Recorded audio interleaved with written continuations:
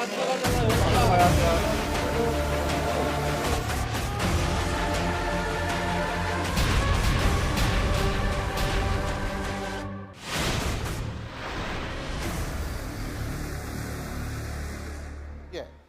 올림머리 미용사가 그러니까 이분은 어떻게 올림머리 미용사가 되셨어요? 정송주 씨예요. 정송주 예. 씨. 이분이 오늘 사저에 들어가는 게 포착이 됐는데 예. 택시를 타고 도착을 해서 들어가셨는데 예. 그분이 들어가니까 이제 또 뭐 오전 중에는 그 말이 나왔어요. 대통령이 그냥 칩거가 아니고 아마 그 올림머리 하고 현충사 정도라도 어떻게 참배 이제 그 박근혜 현충원이요, 현충원. 현충원 예, 참배하는 게 아니냐 이런 예측이 있었는데 결국 가지 않았죠. 근데 이제 보니까 제 생각은요. 예, 박근혜 대통령 이거 하나를 생각해 보면 돼요. 그 전에 고만둔 한상훈 요리사가 있었어요. 그 요리사가 퇴직을 하기 직전에 박근혜 전 대통령이 머리를 하지 않아서 면담을 못하고 그냥 나왔다고 그랬어요. 그러니까 일반적으로 사람들을 접하고 만날 때 정상적으로 올린 머리, 그 박 전 대통령 입장에서는 이 머리하고 화장, 그 메이크업을 하지 않으면 만나지 않는 것 같아요. 그러니까 꼭 나가려고 그러지 않아도. 예, 그래서 그렇죠? 지금 저 박 전 대통령이 지금 하는 일은 변호인 선임이거든요. 예. 변호인 선임 오늘 했습니다. 6명. 예. 6사람 지금 해서 이제 검찰 수사에 대비를 하는데 그분들 만나고 일해야 할 입장이거든요. 그러다 보니까 아마 올린 머리를 하고 사람들을 접하려고 하는 것 같습니다. 근데 제가 예, 박근혜 전 대통령이 이제 사저 와서 걱정되는 부분은 경호가 아니라 의전입니다. 네. 의전. 예. 예. 그러니까 그 전에는 다 챙겨줬는데 지금 챙겨줄 사람이 없지 않습니까? 예. 머리부터 시작해서 옷을 입는 것, 예. 음식 먹는 것, 그다음에 쇼핑도 해야 될 거 아닙니까? 소소한 것들 이런 부분을 보면은 최순실이라는 주변인 사람들이 전부 전화해서 뭐 누구 아줌마 들어갑니다 이렇게 해서 다 소소한 것까지 시시콜콜한 것까지 다 챙겨줬지 않습니까?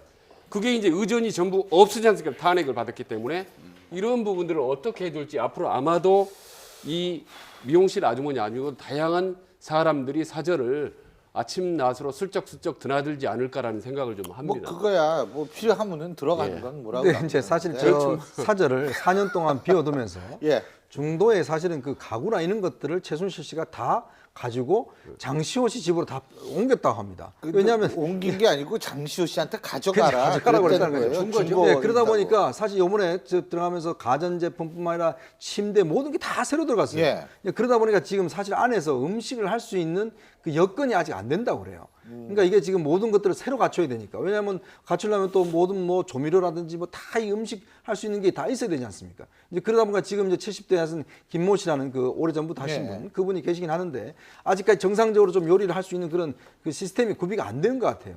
이제 그러니까 참 저는 그래서 면서 보면 왜 최순실 씨가 중도에 그 장시호 씨한테 다 가져가라고 했던가. 네. 그러니까 왜냐하면 사실 어차피 돌아올 때 그렇죠. 아니겠습니까? 이제 그런 것들을 보면 하여튼 박 전 대통령과 최순실 예. 사이는 정말 형제보다도 더 가까운 사이가 아니었던가라는 게 또 증명되는 것이죠. 예. 근데 경찰이 또 폭행당했대. 그렇습니다. 이제 가장 문제점은 이제 4월 10일까지 집회 신고를 지금 해놨습니다. 그래서 예. 그 박근혜 대통령 예, 사저 사저 앞에서요. 앞에, 전 그렇다면 대통령 사저 앞에. 친박 그 단체라든지 친박 그 분들 그 사람들 입장에서는 사실은 계속적으로 이제 분란이 될 수가 있고요. 앞으로 가장 문제점은 강제 수사 부분입니다. 검찰에서 어떤 조사를 응하라고 할 거고 안 온다면 영장이 가능한 상황인데 지금도 지금 경찰하고 여성이 지금 경찰을 때리고 조끼 뜯고 이래가지고 체포를 하고 조사를 하는 그런 상황인데 앞으로 만약에 검찰이 수사기간이 더 간다 그러면 더 큰 어떤 불상사가 일어나지 않을까 이게 가장 문제점이 됩니다. 김 박사님, 제가 좀 궁금한 게 하나 있어요. 지금 박근혜 전 대통령의 사저 근처에 초등학교가 있는 것으로 알려져 있습니다. 있거든요. 그러면 초등학교 앞에도 아니 그 학교 앞에도 집회 신고를 내면 경찰이 받아줍니까? 아니 일반적으로 어떤 일정한 거리를 따지는데요. 예. 아마 이제 이게 함부로 건너가지고 후문 쪽하고 연결이 되는 것 같습니다.